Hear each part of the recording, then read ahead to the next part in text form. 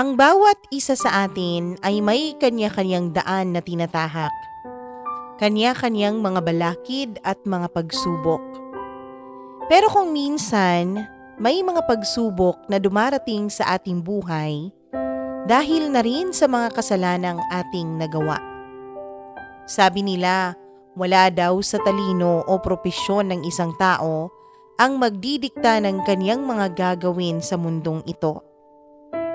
Paano kung isa kang taong iginagalang ng lipunan? Pero sa loob-loob, ang pagkatao mo naman pala ay wala ng karangalan.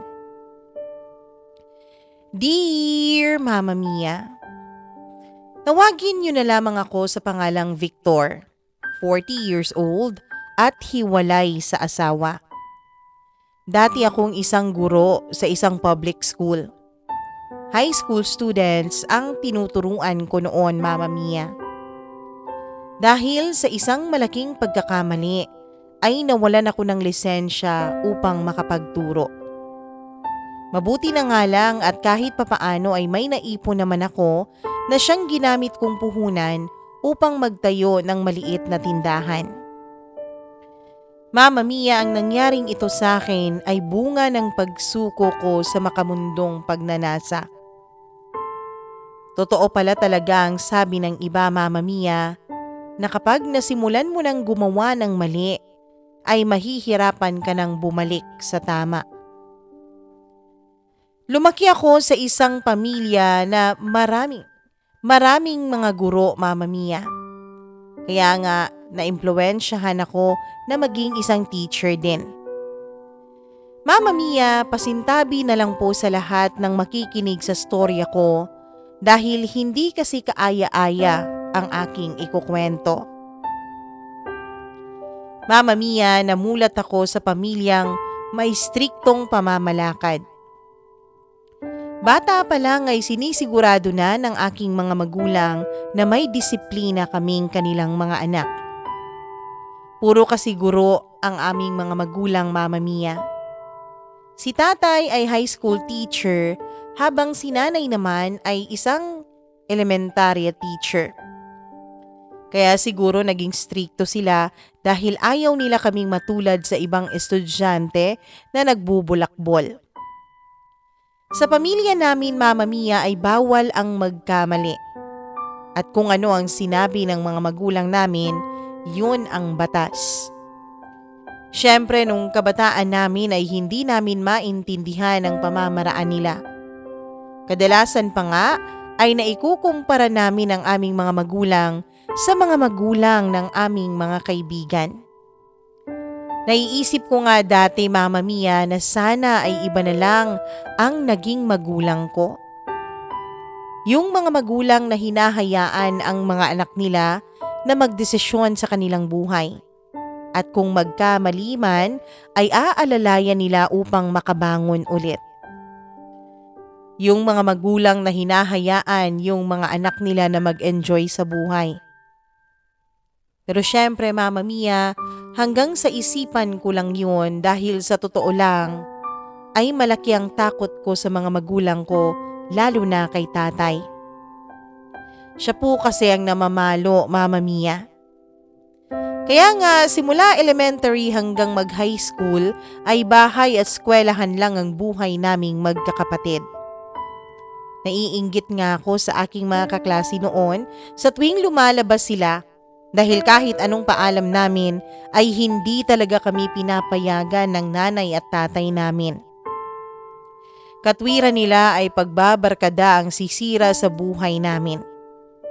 Kaya naman ipinangako ko sa sarili ko noon, Mama Mia, na kung magkakapamilya ako ay hindi ko tutularan ng mga magulang ko.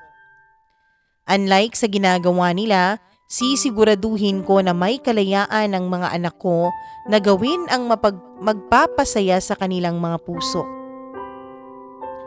Mama Mia, nung nakatungtong ako sa college ay doon na nagsimula akong makaramdam ng konting kalayaan. Dahil sa medyo malayo ang bahay namin ay minabuti ng aking mga magulang na ipag-boarding house ako upang hindi raw ako mahirapan sa pag-commute sa araw-araw. Agad naman akong pumayag sa suggestion nila Mama Mia dahil sa isip ko, sa wakas ay makakatakas na ako sa bahay namin. Sa wakas ay magkakaroon na rin ako ng kalayaan. Kalayaan na masyado kong na-enjoy at siyang unti-unting sumira ng buhay ko Mama Mia. Napabarkada ako sa mga taong maraming bisyo.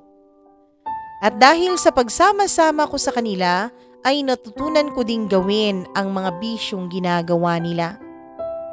Natuto akong uminom, mambabae, at higit sa lahat Mama Mia, natuto akong gumamit ng ipinagbabawal na gamot.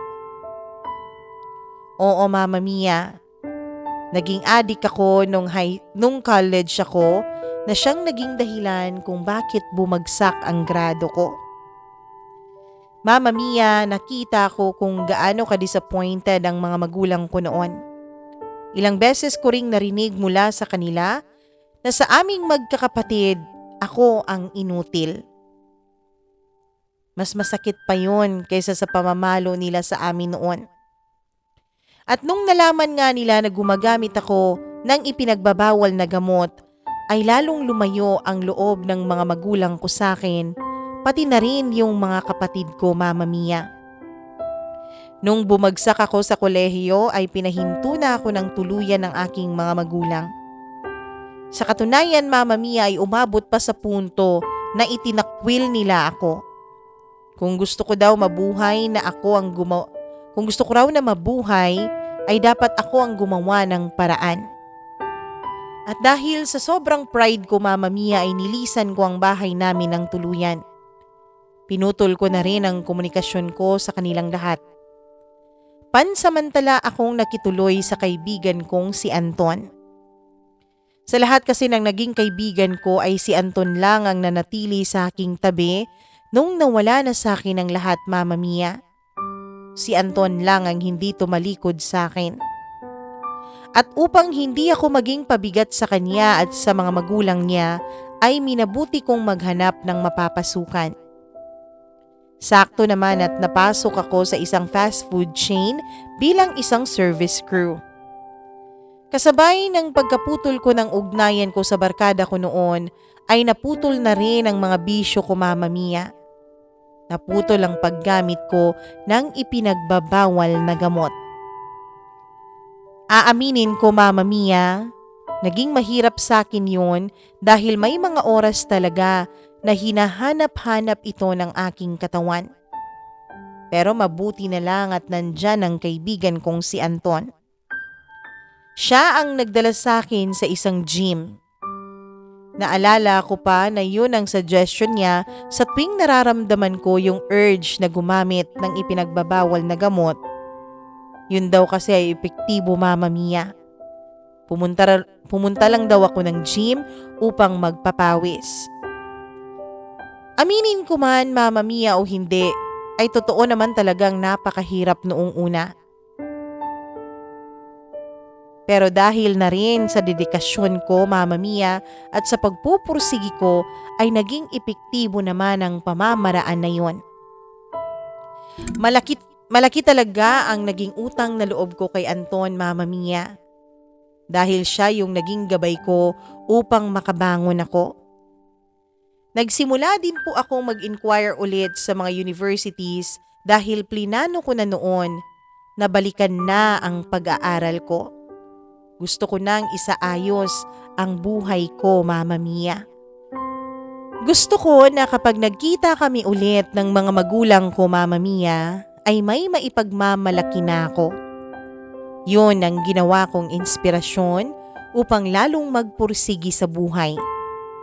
Pinagsabay ko ang pag-aaral at ang pagtatrabaho. Mahirap pero kinaya ko. Mama Mia, ang kinuha ko palang kurso ay secondary education. Ipinagpatuloy ko ang nasimulan ko Mama Mia. Hindi rin naman nagtagal ay nakagraduate na din ako. Agad rin akong kumuha ng licensure examination for teachers o LET. At sa awa naman ng Diyos ay nakapasa ako agad sa unang subok ko pa lang. Matapos kong maipasa ang Let Mamma Mia ay agad na rin akong nag-resign sa aking pinagtatrabahuan para i-pursue yung pagtuturo. Nung una ay nahirapan akong makapasok sa mga paaralan dahil na rin sa aking hindi magandang nakaraan. Pero imbis na panghinaan ng loob ay ginamit ko pa ang aking nakaraan, Mamma Mia, para makapasok sa paaralan ko dati. Sinabi ko sa kanila na ginawa kong misyon ang paggabay sa mga estudyante upang hindi nila pagdaanan ang mga napagdaanan ko.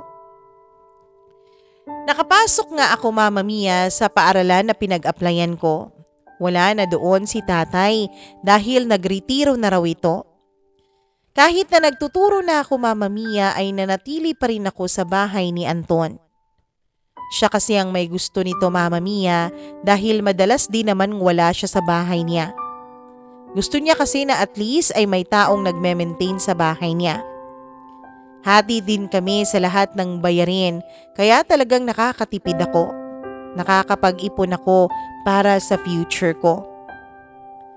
Mamma Mia, sa ilang taon ko sa bahay ni Anton ay wala ni kahit isang miyembro ng kanyang pamilya ang bumisita. Kaya nagulat na lang ako nung isang linggo ay may babaeng dumating. Kapatid ako ni Anton, andyan ba si kuya? Pakilala ng magandang babae. Mamma Mia, totoo ang sinabi ko sa iyo na talagang napakaganda ni Mika. Sa tansya ko ay nasa early 20s pa siya. Agad kong pinatuloy si Mika. Tinawagan ko rin si Anton para ma-inform siya sa pagdating ng kaniyang kapatid. After 30 minutes, Mamma Mia, ay dumating na rin si Anton. Nagtaka nga ako kung bakit ang bilis nitong nakarating. Ang sabi niya lang sa akin ay nagkataon lang dahil nasa malapit lang daw siya nung tinawagan ko siya. Ngumiti na lang ako, Mamma Mia, dahil alam ko naman ang totoong dahilan kung bakit kasing bilis ng kidlat ang naging pag-uwi niya. Dati pa man ay binalaan na ako ni Anton na wag ko raw gagalawin ang kapatid niya. Nakita ko kasi yung picture ni Mika dati at pinakita ko kay Anton ang interes ko sa kapatid niya. Kaya agad itong nagbigay ng babala na wag ko daw susubukang ligawan ang kanyang kapatid. Magkaibigan kaming dalawa ni Anton kaya kilala daw niya ako pagdating sa mga babae. Tama naman siya, Mamma Mia, dahil lahat ng naging girlfriends ko ay hindi nagtatagal. Kapag napagsawaan ko na, ay bigla na lang akong nanlalamig hanggang sa maghiwalay na kami ng tuluyan. Mamma Mia, kahit binalaan na ako ng kaibigan ko, ay hindi ko may pagkakaila na simula nang makita ko si Mika sa personal, ay hindi na siya nawala sa aking isipan. Napapadalas ko na nga siyang mapanaginipan noon. Sa panaginip ko ay magkarelasyon daw kami at nagniniig. Dahil kay Mika ay napadalas ang mga wet dreams ko, Mamma Mia. Kaya mas tumindi talaga ang pagkagusto at ang pagnanasa kong makita siyang muli. Alam kong bawal kay Anton kaya pinili kong ilihim ang lahat ng yon. Mamma Mia, isang beses lang pumunta si Mika at hindi ko pa nakuha ang cellphone number niya. Kaya naman nadesisyonan kong i-stalk siya sa kanyang mga social media accounts. Isang araw ay nakita ko ang post niya na nasa malapit siyang mall, kaya agad akong nagbihis at pumunta sa naturang mall, Mamma Mia. Nagpanggap ako na aksidente ang pagkikita naming dalawa sa mall. Buti na lang talaga at naalala pa niya ako. Mamma Mia, hindi ko na sinayang ang pagkakataon. Agad kong kinuha ang cellphone number ni Mika. Nagkunwari din akong nag-aalala sa harap niya. Nung naitanong niya kung bakit ay sinabi ko sa kanya na pinagbabawalan ako ng Kuya Anton niyang lapitan siya. Alam ko, Mamma Mia, nakakagat siya dahil naramdaman ko din na attracted rin siya sa akin. At hindi nga ako nagkamali. Dahil si Mika mismo ang nagsabi na hindi naman kailangang malaman ni Anton na may kontak kaming dalawa sa isa't isa. At simula nga ng araw na yon, Mama Mia, ay halos oras-oras na kaming magka-text ni Mika. At syempre, hindi lang ordinaryong text ang naging palitan namin, kundi may kasama ring mga landian. Hanggang sa magpaalam sa akin si Anton na 1 week raw siyang hindi makakauwi dahil may conference meeting siya sa probinsya. Mama Mia, nakakita ako ng pagkakataon upang makasama sa bahay si Mika. Pagkaalis ni Anton ay agad kong tinawagan si Mika. Alam mo, sana sa susunod, personal na kitang makasama. Alam mo ba na araw-araw kitang napapanaginipan? Gustong-gusto na kitang makasama, Mika. Panlalandi ko sa kanya. Mama Mia, alam kong tatablan si Mika dahil sa totoo lang, ginagawa na namin yung sinasabi nilang phone sex. Oo, alam kong pinagbawalan ako ng kaibigan ko, pero sobra talaga yung attraction ko kay Mika na nababaliwala ko na ang kaibigan kong si Anton, pati na ang paalala niya sa akin. Hindi ko na napigilan ang sarili kong landiin ang kapatid ng kaibigan ko. Nung sinabi ni Mika na yun din ang gusto niya, ay agad kong sinabi sa kanya na kung gusto niya ay pumunta siya sa bahay namin dahil 1 linggo namang hindi uuwi ang kuya niya. Mama Mia, 1 oras lang ang lumipas ay dumating kaagad si Mika na may dalang malaking bag. Nung araw na yon, Mama Mia, ay tuluyan na pong may nangyari sa aming dalawa ng kapatid ng kaibigan ko. Nalaman ko rin na hindi na virgin si Mika. Sa katunayan ay napakagaling nito pagdating sa kama. Sa mga sumunod na araw ay para kaming bagong mag-asawa ni Mika na nasa honeymoon stage pa. Gabi-gabi kaming nagtatalik ni Mika. Kung may pagkakataon, pati sa madaling araw ay ginagawa din namin yon. Hindi ko talaga naiisip ang kahahantungan ng aming ginagawa. Basta ang alam ko lang, Mama Mia, ay masaya kaming dalawa ni Mika. Sa isip ko ay wala naman talagang masama sa aming ginagawa dahil pareho naman kaming dalawang single. 1 araw bago umuwi si Anton ay umalis na si Mika sa bahay. Nung dumating si Anton ay nagkunwari lang ako na parang walang nangyari sa loob ng bahay niya. Nilinisan ko din kasi ang bahay at sinigurado ko na walang bakas ni Mika ang natitira. Tinanong pa nga ako ni Anton, Mama Mia, kung dumalaw raw ba ulit si Mika. Nagsinungaling ako sa kanya at sinabi kong hindi na ulit ito nakadalaw pa. Mama Mia, ipinagpatuloy namin ni Mika ang aming tagong relasyon. Kahit sa paaralan ay walang nakakaalam. Kaya nga pinagpapares kami ng kapwa namin guro ni Anne. Tulad ko ay isa din siyang single na teacher, Mama Mia. Maganda naman si Anne, Mama Mia, pero hindi ganon kalakas ang appeal nito kumpara kay Mika. Si Mika kasi yung tipong talagang lilingunin mo kung dadaan siya sa harapan mo. Sa sobrang lakas ng appeal nito ay mukha pa lang, malilibugan ka na talaga. Samantalang si Teacher Ann naman ay yung inosenteng tipo ng babae. Babaeng parang hindi makabasag pinggan. Hindi ko pinaalam kay Mika ang ginagawang panrereto sa akin ng mga kasamahan ko kay Teacher Ann. Sa tingin ko naman ay wala itong pakialam, Mama Mia, at hindi niya na rin yun dapat pang malaman. Yan din po ang isa sa mga dahilan kung bakit attracted ako kay Mika. Mataas kasi ang kumpiyansa niya sa sarili niya. Hindi kailanman ito nagselos sa tuwing may nagpapapansin sa aking ibang babae. 1 araw, Mama Mia, ay napapansin ko na parang aligaga ang kaibigan kong si Anton. Doon ko na din naisip na napapadalas ng pag-uwi niya sa bahay, hindi katulad ng dati. Kung makatingin pa nga sa akin ay para bang may gusto siyang sabihin na ewan. At dahil exam week yun ay hindi ko na lang pinansin ang mga pagbabagong nakikita ko sa kanya. Busy kasi ako sa paperworks kaya hindi din kami nagkakaroon ng oras ni Mika na magkita. Panay na nga ang kulit niya dahil namimiss niya raw ako. Parang tumigil ito sa pangungulit ay pinangakuan ko siya na sa susunod na linggo ay magkikita kaming dalawa. Pupunta kami sa isang resort at doon kami magre-relax at syempre, alam niyo na kung ano ang kasunod na mangyayari. Mama Mia, tinupad ko ang sinabi ko kay Mika. Sinundo ko siya sa pad na tinutuluyan niya at pumunta kami sa sinasabi kong resort. Ngunit ang hindi ko alam, Mama Mia, ay sinundan pala ako ng kaibigan kong si Anton. Nakita kami ni Anton na magkayakap sa dalampasigan. Nakita ko kung paanong ang gulat sa mata ni Anton ay napalitan ng galit. Mama Mia, sinugod ako ni Anton at sinuntok. Tinanggap ko ang lahat ng suntok mula sa kaibigan ko.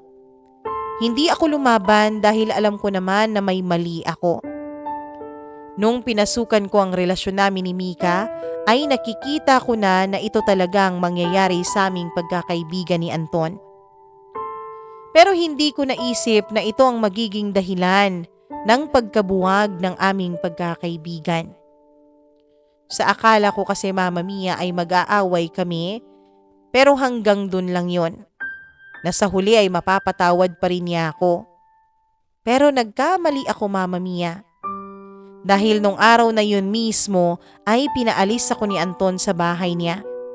Katunayan, Mama Mia, magpasa hanggang ngayon ay hindi na ulit pa nagpakita o kumontak man lang sa akin si Anton. Pero sa kabila ng naging away namin ni Anton ay pinagpatuloy namin ni Mika ang aming relasyon. Niyaya ko na siyang mag-live-in na kami pero tumanggi siya. Dadalaw-dalaw na lang daw siya sa akin para mag-overnight.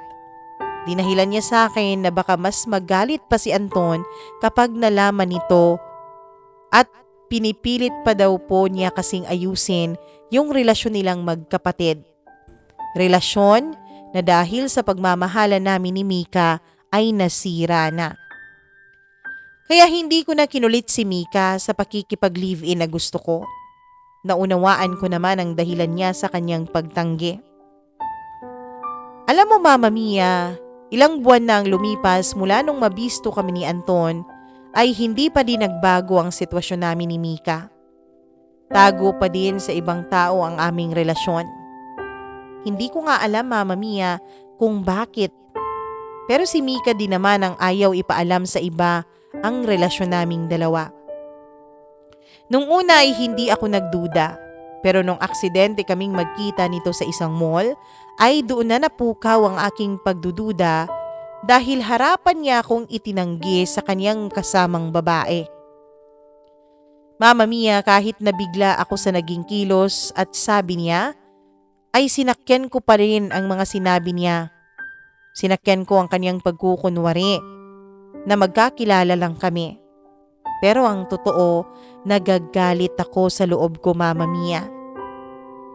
Hindi ko kasi maisip ang posible niyang dahilan lalo pa at alam naman na ng kapatid niya ang relasyon namin. Akala ko nga nung una ay tinatago namin ang aming relasyon para wag itong malaman ni Anton. Pero ewan ko ba, bakit ngayon na alam na ni Anton ang lahat tungkol sa amin ay gusto pa rin niyang itago ang relasyon naming dalawa. Mama Mia, minabuti ko na lang nung oras na yon na umalis at umuwi na ng bahay. Hinintay ko munang humupa ang galit at inis na nararamdaman ko bago ko siya tinawagan. Madami siyang ibinigay na dahilan, Mama Mia. Pero kahit isa sa mga yon ay wala akong naintindihan. Natapos ang usapan namin sa pag-aaway. Sinabihan niya ako na mag-cool off na lang daw muna kami. Huwag ko na raw siya munang tawagan o puntahan man lang. Bagay na ginawa ko naman sa 2 linggo. Pero matapos ang 2 linggo ay kinain na ako ng curiosity ko, Mama Mia. Ano kaya ang pinagkakaabalahan ni Mika? Kaya naman palihim ko siyang pinuntahan sa pad niya.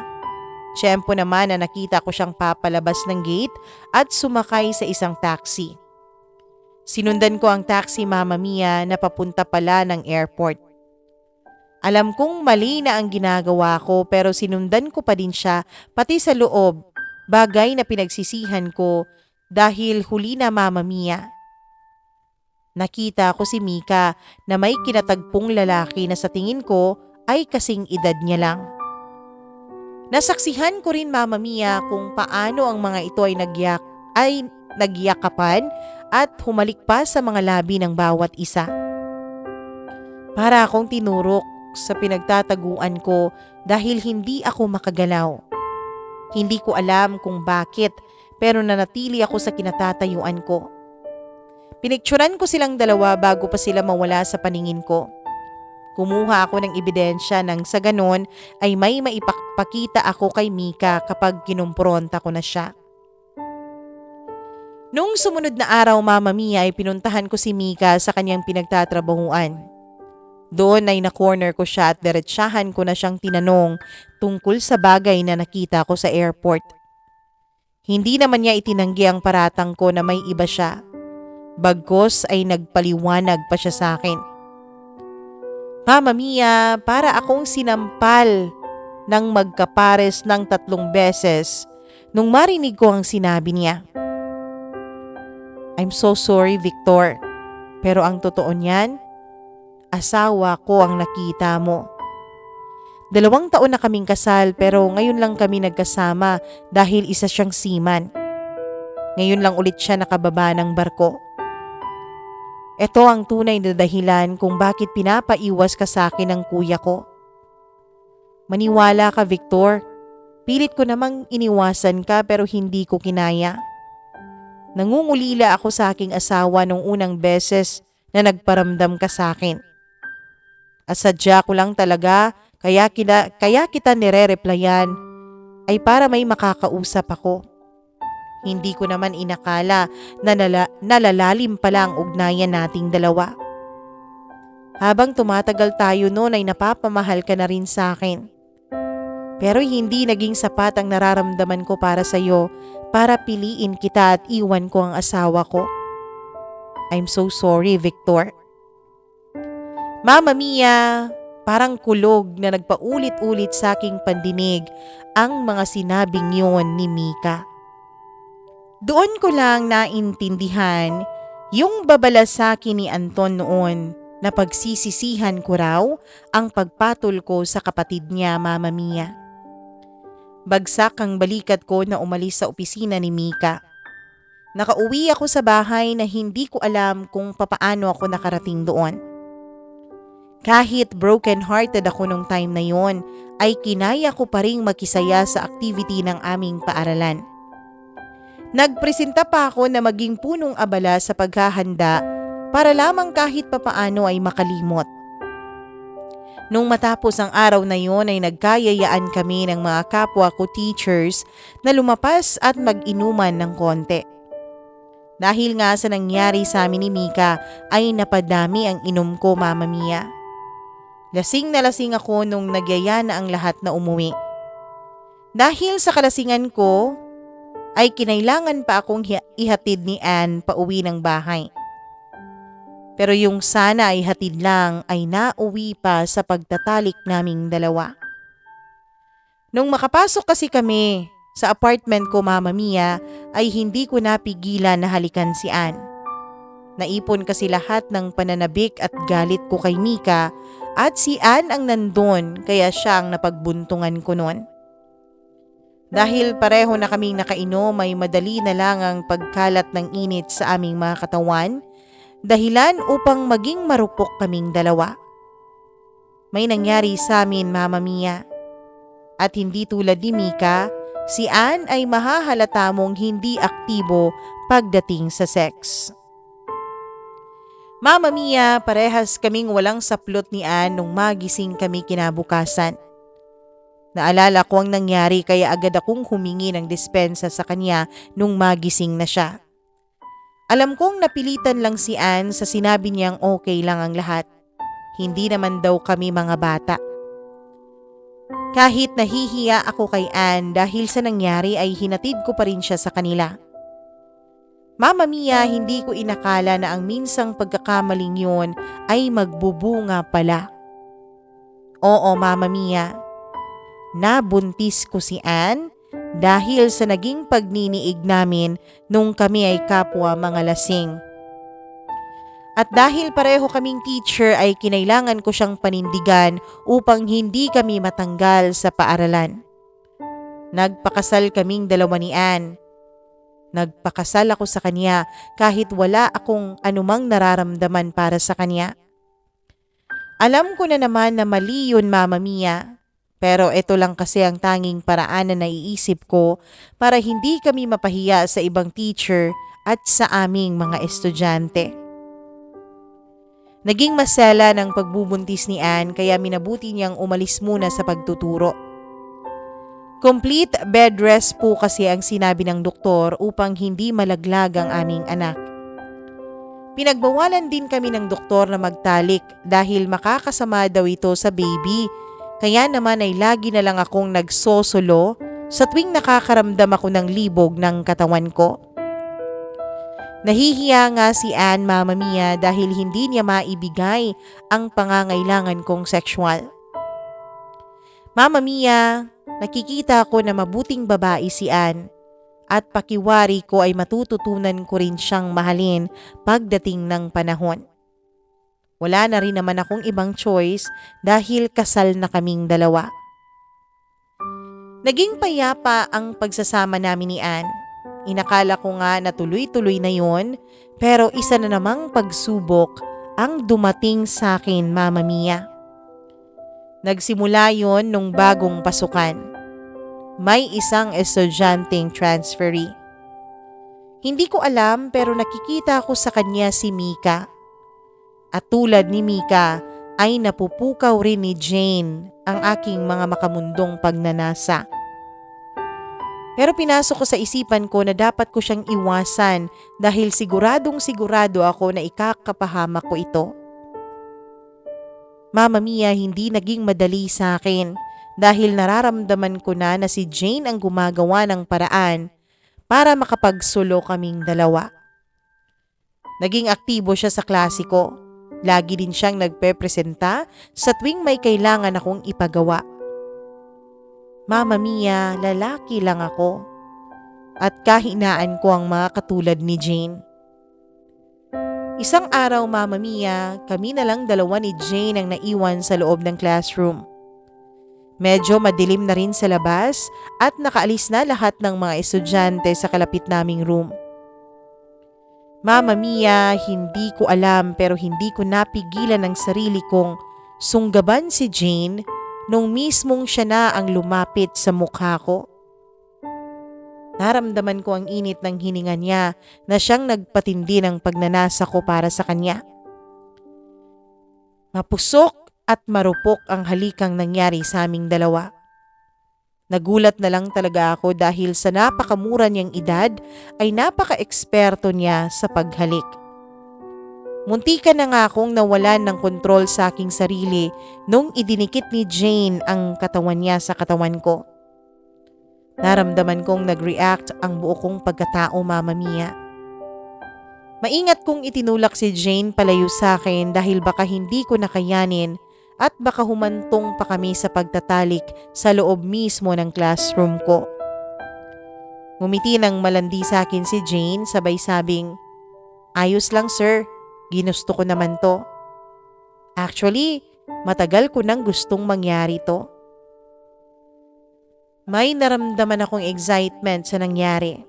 Pero ewan ko ba, Mama Mia, parang iba yung dulot sa aking isipan sa ideyang may estudyante akong nahalikan.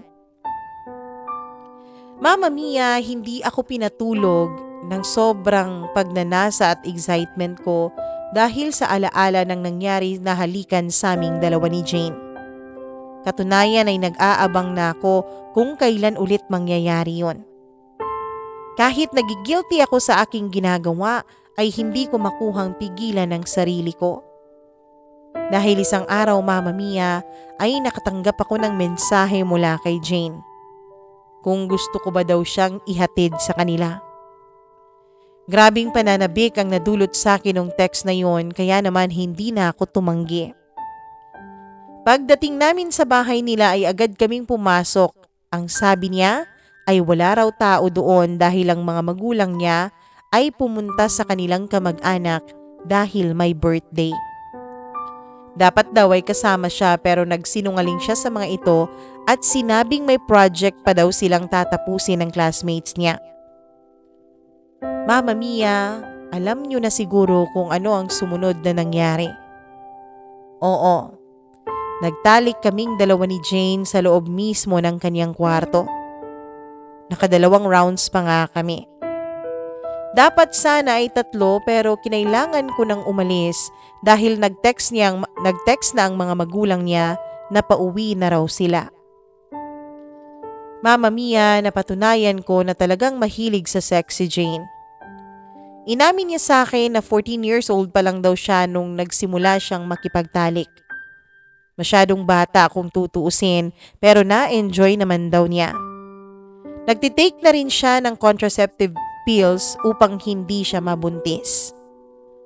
Nagtataka nga ako kung papaano niya nakukuha ang pills dahil sigurado ako na hindi siya dapat pinagbebentahan ng mga pharmacy.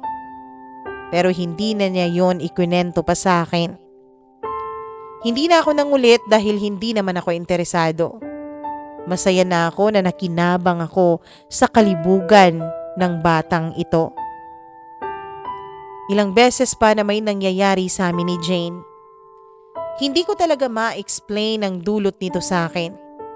Hindi din naman Mama Mia na halata ng asawa ko dahil sinisigurado ko naman na hindi siya magkakaroon ng dahilan upang pagdudahan na may ginagawa akong milagro. Mama Mia, pareho naming alam ni Jane na hanggang sex lang kaming dalawa. No strings attached, kumbaga. At natutuwa ako dahil tinutupad naman niya ang usapan naming dalawa. Hindi siya nagde-demand sa akin. Kung pwede ako, okay sa kanya. Kung hindi naman ako pwede, ay okay lang din sa kanya. Napakaganda ng setup namin, Mama Mia. Pareho naming napupunan ang pangangailangan naming sexual sa isa't isa. Pero sadya nga namang walang sekretong hindi nabubunyag. Dahil nakita kami ng isang teacher na kasamahan ko habang papalabas kami ng motel. Nakunan pa nga kami nito ng letrato, kaya hindi ako nakatanggi nung pinatawag na ako ng principal ng school. Pinatawag din si Jane at laking pasalamat ko na lang na inamin nito na pareho naming ginusto ang nangyayari, kaya wala siyang balak na magsampa ng kaso sa akin. Pero hindi kami pinalampas ng principal. Tinanggal niya ako sa trabaho at nag-file rin siya sa DepEd para matanggalan ako ng tuluyan ng aking lisensya sa pagtuturo. Mama Mia, hindi lang doon nagtapos ang lahat. Dahil pinaalam din ng mga co-teachers ko kay Anne ang nangyari. Dahilan upang hiwalayan ako ng asawa ko. Sa isang iglap, Mama Mia, ay nawala sa akin ang lahat. Ang propesyon na pinaghirapan kong makuha, ang asawa at anak ko, pati na rin si Jane ay hindi na rin nagpapakita sa akin. Nawala sa akin ang lahat at dahil sa kahihiyan ko ay minabuti kong umalis sa lugar namin at pumunta sa isang malayong probinsya upang magsimula ulit. Sa isang probinsyang wala ni isang nakakakilala sa akin. Hanggang ngayon, Mama Mia, ay pinagsisisihan ko pa rin ng lubos ang mga nangyari sa buhay ko. Hindi ko alam kung hanggang kailan ko pagdudusahan ang naging resulta ng aking kapusukan. Hindi ko din alam kung makikita ko pa ba ulit ang mag-ina ko. Pero ang tangi kong pinagdadasal sa Diyos na sana darating ang araw na mapatawad ako ni Anne at ng anak namin. Kahit matatagalan ay maghihintay ako basta mangyari lang. Mama Mia, sa ngayon ay sinusubukan kong ayusin ang buhay ko. Umiiwas na rin ako sa mga babae dahil ayokong mangyari ulit ang nakaraan. Ang hiling ko lang, nawa ay tuluyan akong gabayan ng Diyos upang magtuloy-tuloy ng pagbabago kong ito. Sana rin ay pagdasal ako ng lahat ng mga nakikinig ngayon sa kwento ko. Hanggang dito na lamang muna, Mama Mia, at maraming salamat sa pagbabasa mo ng kwento ng buhay ko. Lubos na gumagalang, Victor.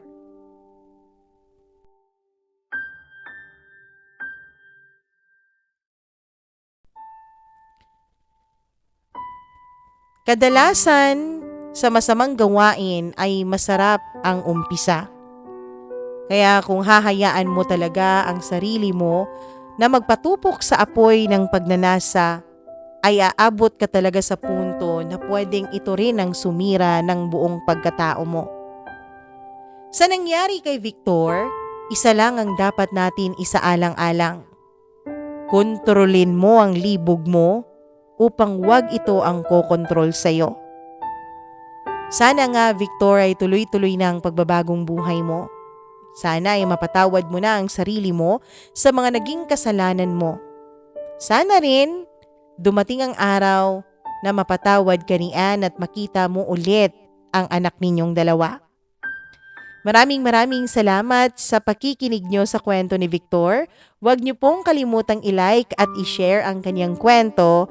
At sana rin kung may kwento ka na sarili mo na nakaka-inspire, nakakagalit, nakakainit ng ulo, pwede mo itong i-share. I-message mo lang ako, email mo lang sa mamamiacdo0317@gmail.com. Huwag niyo rin kalimutang mag-subscribe sa ating YouTube channel at i-click ang notification bell para lagi kayong updated. Ito po si Mama Mia.